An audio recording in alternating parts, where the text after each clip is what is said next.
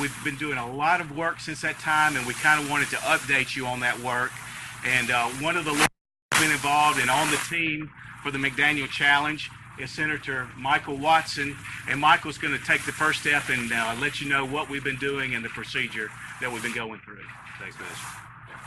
And let me echo Mitch. Thank you for being here today, especially it's because of you that where we are right now.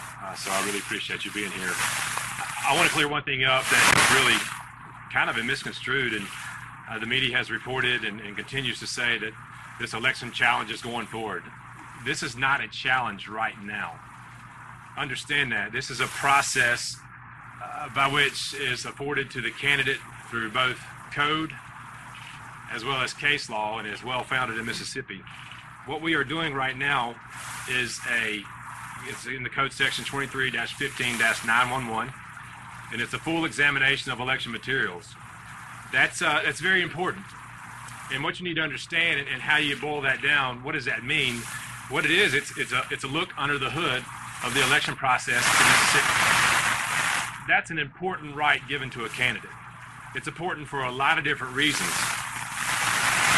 In his role as a candidate, Chris also an integral role in the understanding of a checks and balance system put into play in the one of the cases that we have cited in several of our arguments that's well founded and has been cited in almost every election challenge since 1940s here in Mississippi. It's a bedrock. One of the things that it stands for, that it emphasizes, is not only does the candidate have a right to review the materials, but he also has a duty to act as a check to the integrity of the system. What does that mean? Understand, there are a lot of people who play parts in the election process. You've got poll workers, you've got poll managers, you've got executive committee members, you've got election commissioners, you've got circuit clerks. A lot of people play a role in that. If those same people that are playing a role in the election process understand, you know what? Somebody might come behind me and check my work. It's pretty important that I get this right. And if those same people don't understand that there may be somebody coming behind me and check, they may just kind of waver a little bit. They might not do their job efficiently and properly as it should be. So understand, Chris plays an integral role in the elections process, and that's what we are doing. The process affords us this right under 23-15-111. I want to tell you a little bit of a story. As many of you know, we've been in a few circuit courts here lately. I've argued several writ of mandamus petitions, and I've had some really good success, and we'll talk a little bit about that. But clerks was being served to go down to the convention on the coast. Another circuit clerk who had given us full access to all the material, including the poll. What are y'all doing? What's going on here? You know what? I'm glad you asked that, because not many people do. All I say is they're challenging election. That may come, but that day is not here right now. Election without a full examination of the election materials.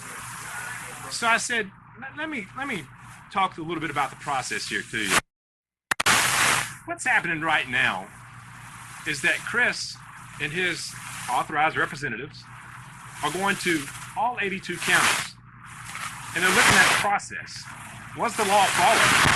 Did people properly do their job? If they didn't, can we uncover that? Once you're able to find all those things out, it makes the basis for a challenge, either rightful or wrong. So that's what we're doing right now. She said, you know what? I want to take this a step further. If Chris does not find enough evidence to mount a challenge to this election, he won't do it. That stunned her. That just shocked her. She said, are you serious? Yes, ma'am. And he died, and then the guy's wife goes on TV and said, I wish he killed more cops. Anyways.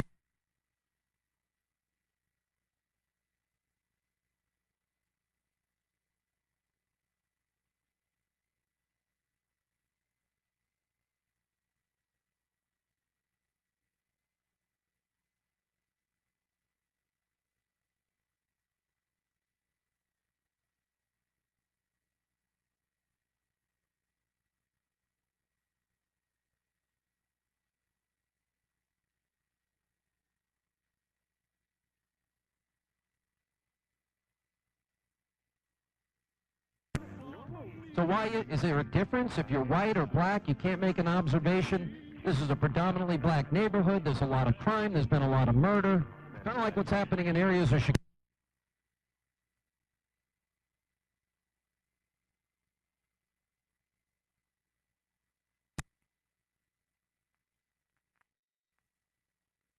We're given 12 days to do that. You can't rightfully do that in 12 days when the Secretary of State stands and other circuit clerks. So we've had to go to the court to ask for relief. That's why you've seen us in Friday. We argued in Harrison County.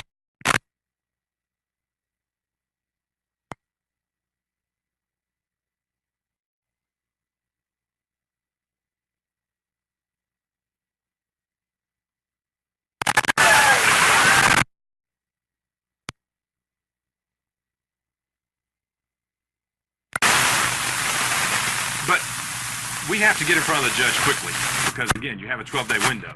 That's why we filed writ of mandamus. And I was leaving the judge, thank you. And I was trying to say thank you for hearing us so soon. Thank you for, allowing us to come into your court. He said, there's no thanks needed. I just follow the law.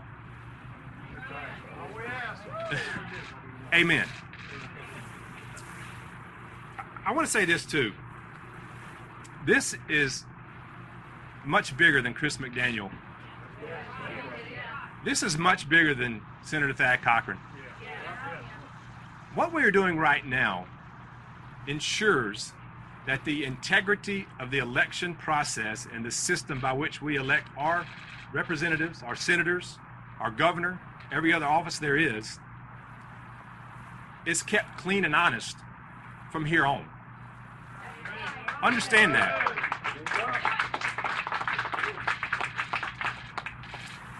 What it's also done is given us an opportunity to talk about a lot of issues, a lot of inconsistencies that we want to talk about and that we need to talk about. First and foremost is the election code. It's got some holes. In some places, it's a nightmare. And as an elected official, as a state senator, thank goodness that I've gone through this process because now I see a lot of the places where we need to do some work. And we will do some work. I pledge that to you.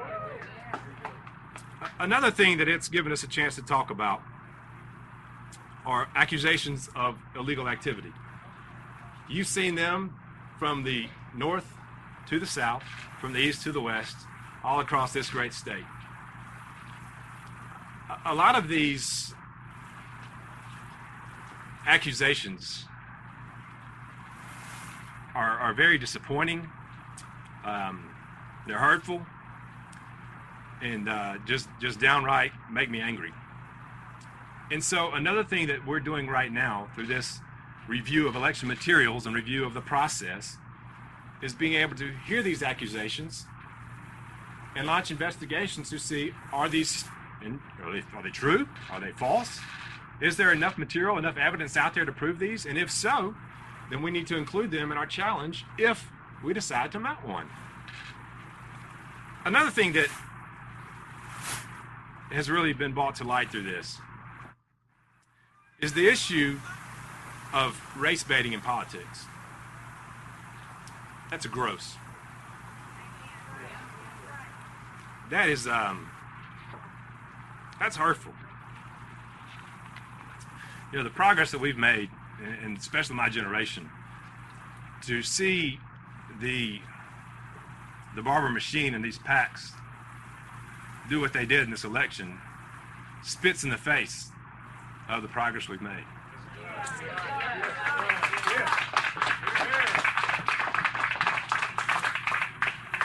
We've got to address that. I'm a realist. We've got a long ways to go. There's a lot of work to be done.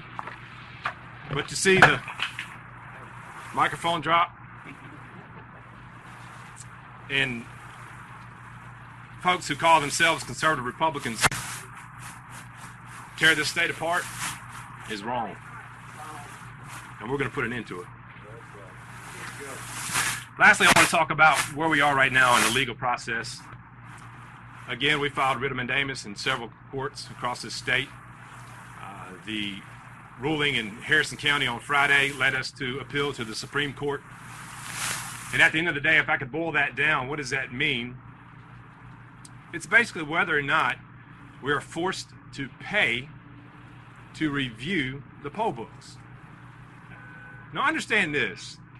I think everyone here knows that when you walk in and you go vote, there are a few things that play a role in the elections process that you can't do without. A poll book, a ballot, a sign-in sheet, those type things.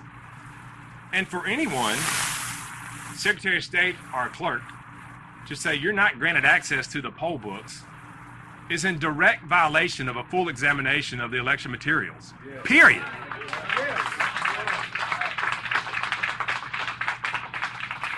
I want to close with this, and this is a public policy argument that will spin from this decision of our Supreme Court. Take a hard-working Mississippian, and he or she decides to run for a state office. And God forbid that he or she loses by fraud alone.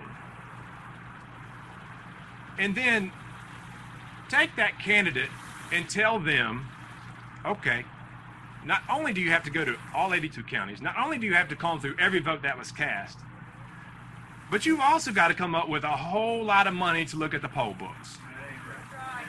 Is that right? No. Unbelievable. That goes and flies in the face of every hardworking Mississippian in this state who has a desire to make this state better, and that's wrong. Those are the things we're fighting right now. Those are the things we're taking a look at. Those are the things that this process is set up to uncover. And I thank God, that Chris has stood to this challenge. And I'm thankful for all the volunteers that have canvassed these 82 counties. Wouldn't happen without you. So thank you. With that, I'm going to turn it over to Mitch. He's going to cover a few more things.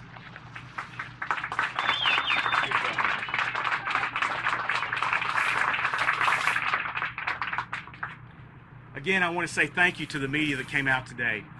Michael did an outstanding job of telling you some of the hurdles that have been placed in front of us in trying to simply ensure election integrity.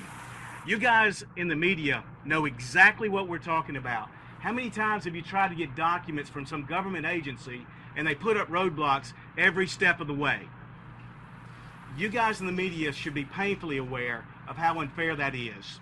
That is what we faced with many of our clerks. Throughout Mississippi, we've had to file approximately 20 motions for writ of mandamus. How many people can really afford to do that if they lost a close election? Not many, I tell you. That's wrong. It's not right. It's not fair, and it's got to stop. That's why we have gone to the Supreme Court. Rather than fighting this in every single county, we want the Supreme Court to rule. And we want the Supreme Court to say, yes, the candidate has an unfettered right to see all of the election materials that were produced in the election.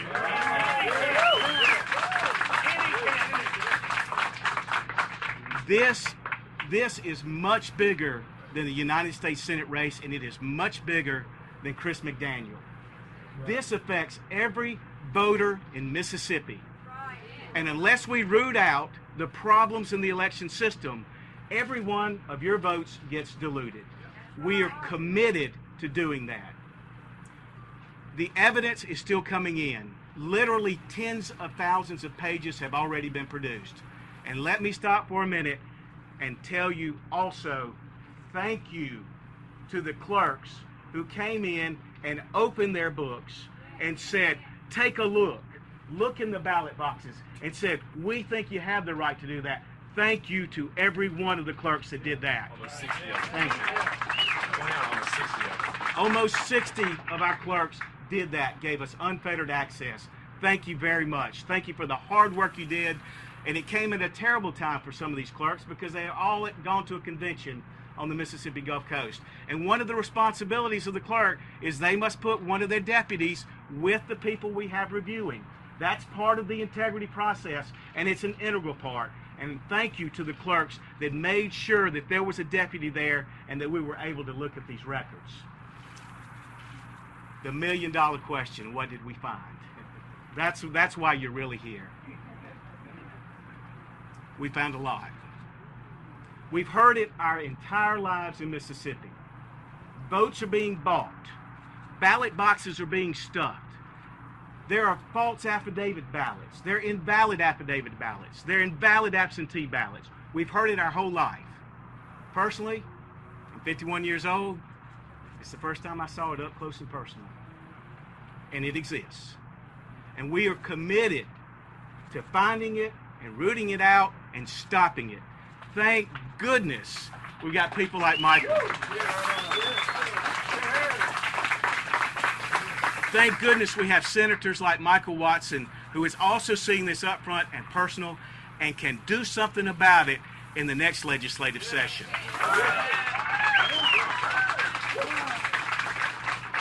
While I brag on Michael for a minute, let me tell you something he didn't tell you. There's been one lawyer out of a group of 3 of us that have been working day and night to ensure election integrity. And another one's, he's currently reviewing materials right now, and that's why he's not here. And that's Steve Thornton. But of the 4 motions that have been heard, Michael Watson made the argument on all 4 of them.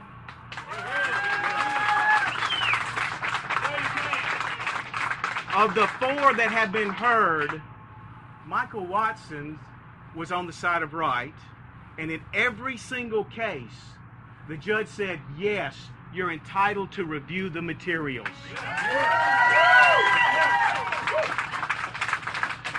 Only one of them said that there would be a cost imposed on the candidate. And that's the issue we want to make sure that the Supreme Court rules on, that it doesn't matter how much money you have, you still get to look at the poll books. The categories of information that we've been finding, they're crossover votes. We know that. There's illegal votes, all types of illegal votes going on, absentee problems, votes that were cast. We're going as far as into the boxes to see if how many people signed in are the same number of votes that were cast. You're going to be astonished. They aren't. It's amazing. You see problem after problem after problem. Am I going to sit right here and try my case in the media and do a tit for tat with the Cochran campaign? We found this, no, but it says that. I mean, we're not going to do that. We're going to be mature about this. We're going to put it all together in a complete package. I really was in hopes we'd have it today, because Monday a week ago I was sure that we would, but I didn't know we'd run into this many problems. We're going to get that together, and at the same time that we file a challenge, we're going to give you a complete copy of it. We're not only going to give it to you guys in the media, we're also going to give a copy of it to the U.S. Attorney, to the Federal Elections Commission,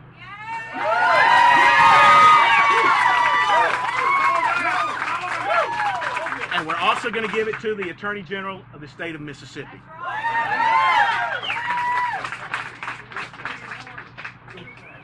I want to sum this up by saying, once again, this is much bigger than a U.S. Senate race. It's much bigger than a candidate, Chris McDaniel. I praise Chris for not throwing in the towel. The conventional wisdom is out there. Everyone knows he was a very popular candidate. Everybody knows that he could have conceded and written his ticket for any office next year. But Chris McDaniel said, no, I want to root out the problems. I want integrity in this process, and if it destroys my political career, so be it.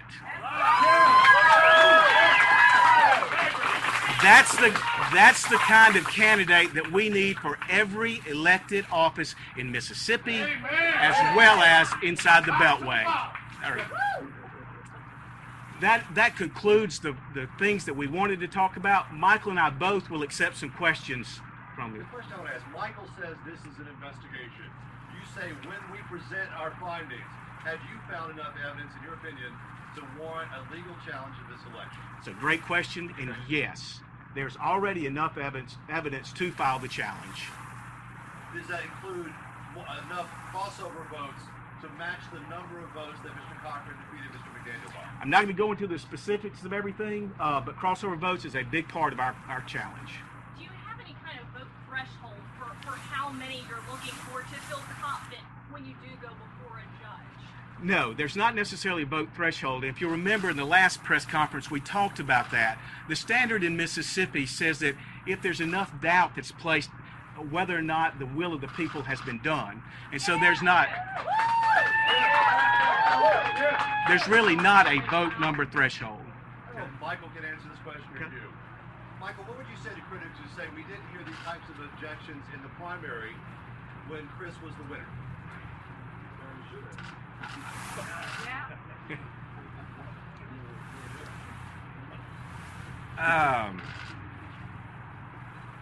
That was such a compressed time frame. Obviously, we were all tired. We felt like we were going to win that day. We felt like we had a path forward to go on and do it. And I think one of the things that I would point you back to, that some of the things that we are seeing now weren't so evident then. Perfect example, I think the Wall Street Journal did a story the other day on, 250-something missing votes. Things like that were, you just couldn't find them that quickly, and they weren't that evident. But now that we're finding all these other things, like Mitch said, we always grew up hearing about these things, and you hear about the good old boy system, but until you see it up close and personal, not until then does the alarm and the alerts go off. Whoa, wait a minute. We need to just take a step back and take a look. What are the concerns came yesterday? Let me help answer that too. Please go ahead. One of the things that came out, and the truth is, there was no in-place legal team after the primary, and so call us naive. Call Chris McDaniel naive. He had no idea that this amount of election fraud was going on, even in the primary. I received a call yesterday from a precinct in Biloxi where a man and his wife both voted for Chris McDaniel in their precinct. It's reported out of that precinct from the primary that there were 0 votes cast for Chris McDaniel in that precinct. If I had known that right after the primary, you betcha we'd have been all over it just like we're all over it today. And I think that would have made the difference. In my heart, I believe Chris McDaniel won the primary, and a runoff was not necessary. Do you think it's fair then to still refer to this, or have been referred to by the McDaniel camp, as a sham election? Considering, that's kind of a widespread indictment seen in the state. It is a widespread indictment, and I'm not comfortable with that, Scott. What I will say is the activities of the Cochran campaign are abhorrent. Right. The Cochran campaign, through their race baiting, and let me tell you something, this is United States senators, this is coming from the top down, took Mississippi back 50 years in race relations. Michael Watson will tell you, as a conservative white man in the Mississippi legislature, his fellow black senators have a level of discomfort when they begin to deal with him. And over the years, he's been able to work with them and make them realize that we are not 50 years ago in our race relations. The Cochran campaign, through race baiting, took us back 50 years. It is wrong. What's even more appalling is it wasn't just here on the local level and the Barber Boys. This was inside the Beltway. United States senators contributed money for ads to call Chris McDaniel a racist, and to motivate black Democrats through a hatred to come out and vote for Thad Cochran. That's wrong. That is absolutely wrong. Okay. Can I say one more thing on that? Yeah, I'm sorry. And he just opened the door, and I've got to close the door. To have all of those people donate and to see what happened with their money, and then to not see them now come out and say, "Dear God, you improperly used my money." Where is Reince Priebus? Where is the Republican Party? Where is the leadership that comes out and says that was wrong and that will not happen again? That's my question. Okay. Yes, ma'am. That's a great question. We expect to file a challenge within the next 10 days. Yeah, yesterday, Pete Perry. Let's see if we have some other questions. Please do. Scott, give me a second. Anybody else besides Scott? I have the same question as him. Yes, ma'am. About Pete Perry's comments. Okay, yes, go. All right, what? Is it true that y'all only found 350 ineligible votes in Heights County? That's a great question. The numbers we're going to disagree on. There's no doubt about that. But when I've read what the Cochran people put out, is that there were, quote, only about 1,000 illegal votes. The first thing I think is, where's the outrage? Where's the outrage for Pete Perry? Pete Perry was in charge of this election. He was supposed to train poll workers to make sure that didn't happen. And by his own testimony, it happened over 300 times. Where is the outrage, Pete Perry? I'm outraged by it, and I'm outraged because I know of the reports. You guys understand now what a poll book swap is. If any of you reporters have been out talking to poll workers, you're going to find out real quickly that the poll workers didn't understand the poll swap.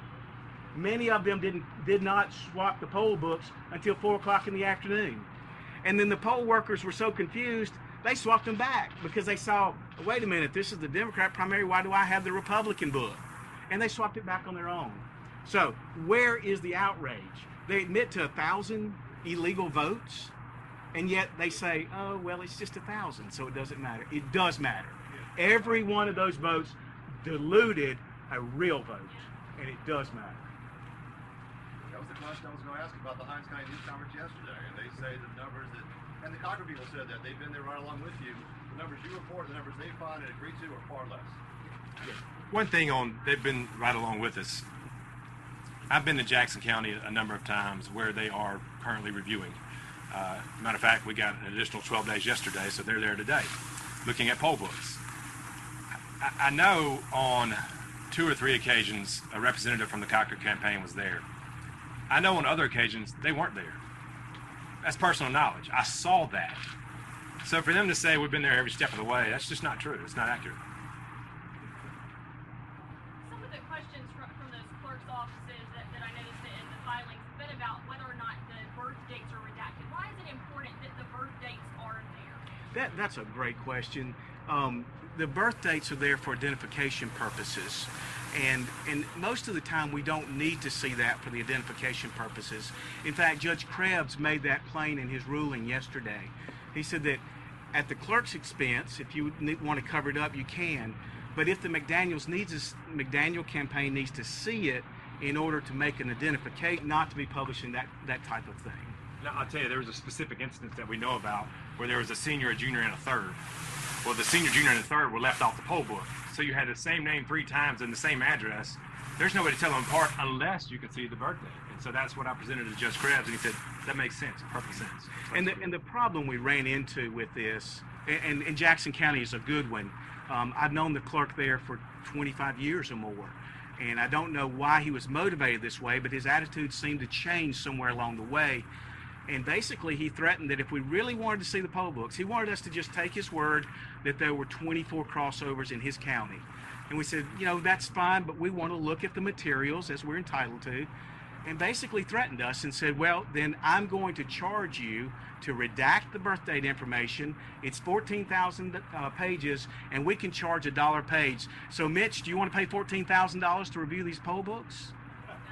No, that's not right. And you guys in the media, you understand these issues because it's not open to the candidate if they're going to put up a $100,000 price tag to review the poll books across Mississippi. Okay.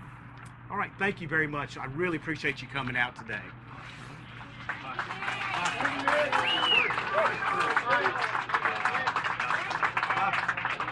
Bye.